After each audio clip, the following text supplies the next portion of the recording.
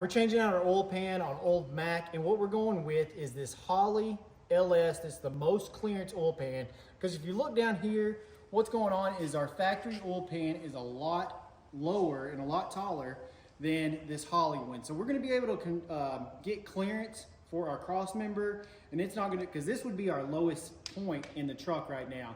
And so we're going to change it out with this Holley. That's going to fix the solution. So what you got to do, get your Holley, and this thing is also got the built-in turbo drains on each side, so we don't have to get any bungs welded up or anything like we had to do on the front of this one. We had to get these welded on, but with the Holley, you don't got to do all that. It's ready to go.